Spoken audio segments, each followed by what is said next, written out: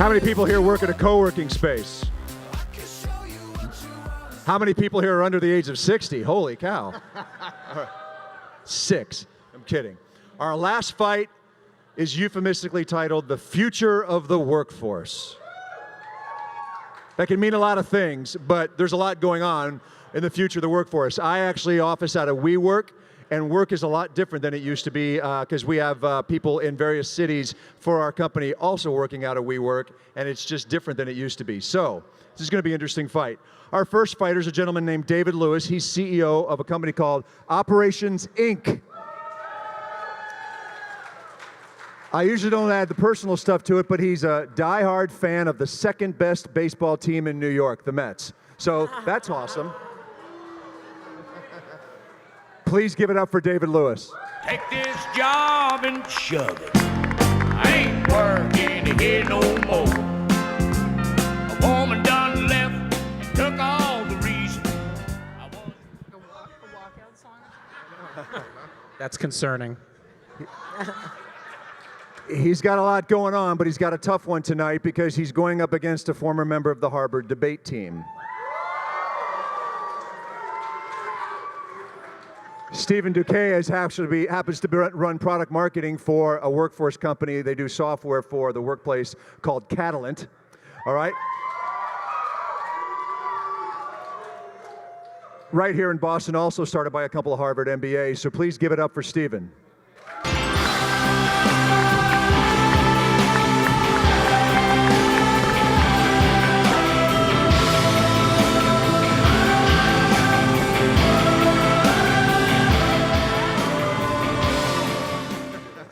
All right.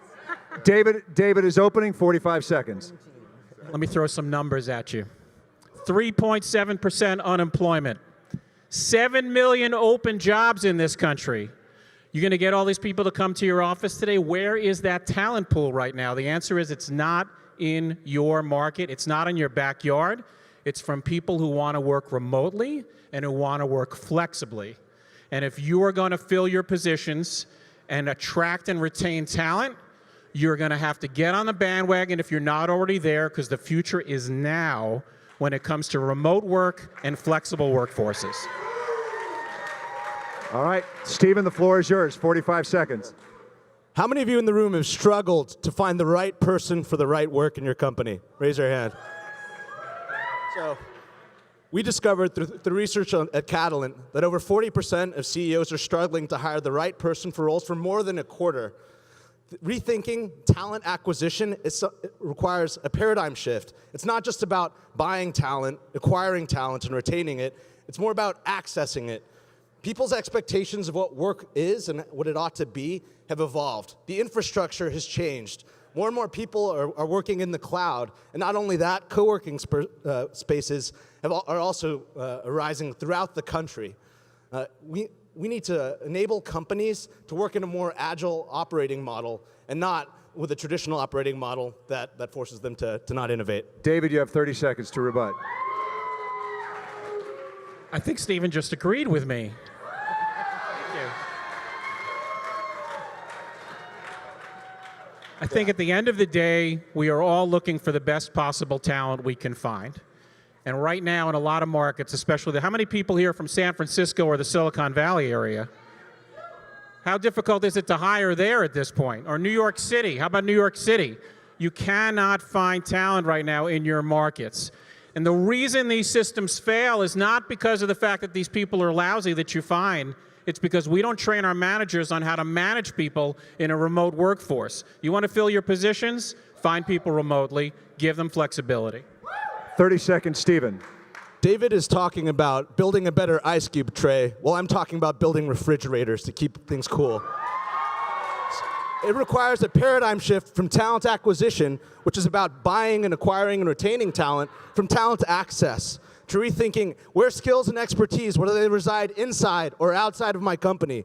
How can I access those skills and expertise and then dynamically and scalably deploy those things against the work that needs to get done? It's not an HR question, it's also an operations question. All right. Dina has the first question.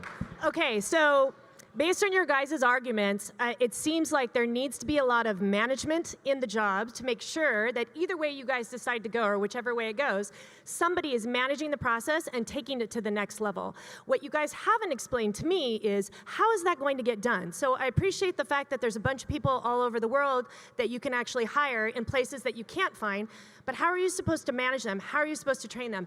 And then in your standpoint, when you look at the business and you say, okay, great, let's acquire talent as we need it, who's going to supply that resource? Who's going to train, even at the education levels of the university, to think differently so someone goes into the workforce not looking for a traditional job? All right. David, 15 seconds. So think about the people we make as managers. People we make as managers these days are put into those positions not because they've demonstrated managerial skill, but because they've been here the longest and are next in line to take that position.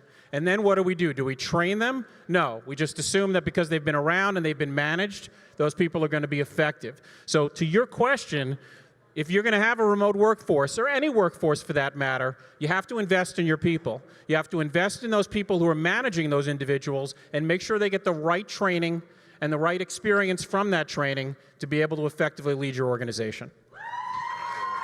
Stephen. Sure. So to answer your question on how do we re-educate people to prepare themselves for this future of the workforce, it's already happening.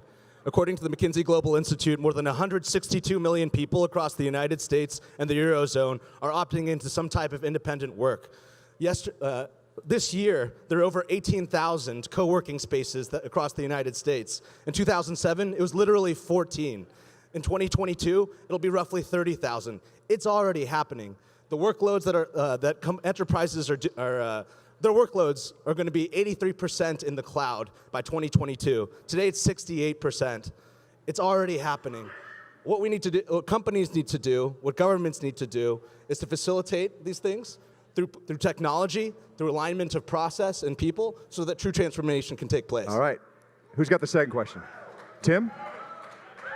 So David, I understand your model, and lots of people embrace the remote working, but that almost denies the synergy that you have from people working in the same workforce. How do you balance that? And then from Stephen, how do you look at this paradigm shift in terms of adding people that are outside of the actual office? How does that fit into this paradigm shift that you referred to? All right. Quiet in the back. Quiet in the back. You're up. Sure. The driver of the paradigm shift is the fact that for most businesses, this is a matter of survival. More than 52% of the S&P 500 over the last 15 years is flat out just disappeared. That's staggering. In 1964, their time atop, the S&P 500, their average tenure was 33 years. By 2022, that'll be 14 years. The pressures of innovation are forcing companies to make these decisions. That's why, as I affectionately call them, the truffle hunters, no offense, are building their businesses around agile transformation.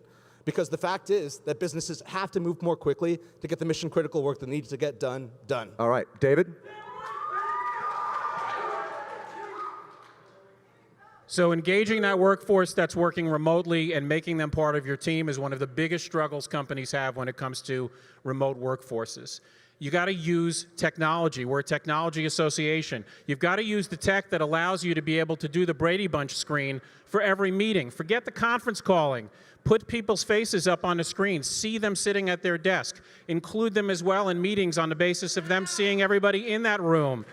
That's the way you engage. And then figure out a way to bring them into your office, wherever your headquarters are, at least 3 times a year to be able to connect. And when you do that, do the team building thing, do the connecting thing. It'll create the bonds. It won't be the same, but it'll be close enough, and you'll have good, talented people to fill those jobs. All right. Get your phones out and vote. And you got to love a fight where more than one person says the word paradigm shift 3 times. All right, Jeevan, we got a winner. David Lewis.